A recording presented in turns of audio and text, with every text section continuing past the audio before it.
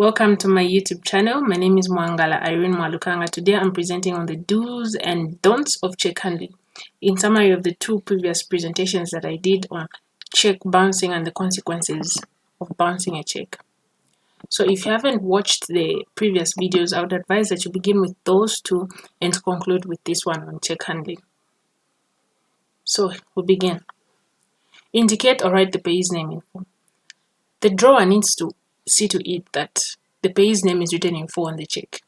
Because if it's not, the check is going to bounce. Other than just the check bouncing, that check can go through. You're surprised as to how it can go through it, right? Or if the check says Mwangala without a surname, the question is how many Mwangalas are there? There could be Mwangala Banda, Mundia, or Mwangala Daniels. So if a Mwangala that knows these details about check handling, when they see it, they can write their surname and take the check to the bank and say it was issued to me. You get it?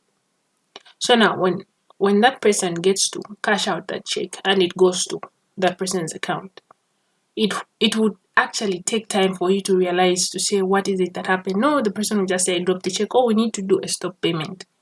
But when you do that stop payment, who knows, maybe that could be realized later, or the person can lose the check today and say I'll give myself 3 days to look for it if they don't have these details. So see to it that the names are written in full to avoid these problems.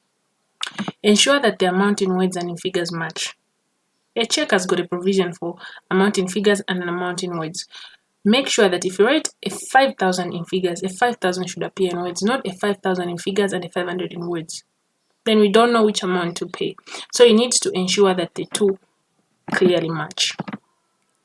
Signatures should be clear and identifiable. If the account has more than one signatory, ensure that all the required signatures are present, clear, and identifiable.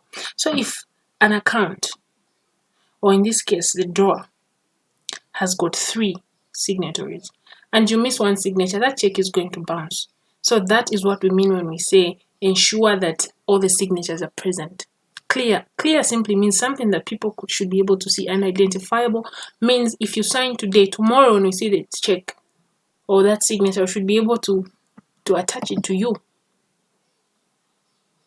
But then if we see a signature that you give us today and tomorrow you give us a different one, then the check will bounce because we won't accept or pass that check or clear the check by virtue of us not being sure of the signatory. So we move on. Indicate the present current date.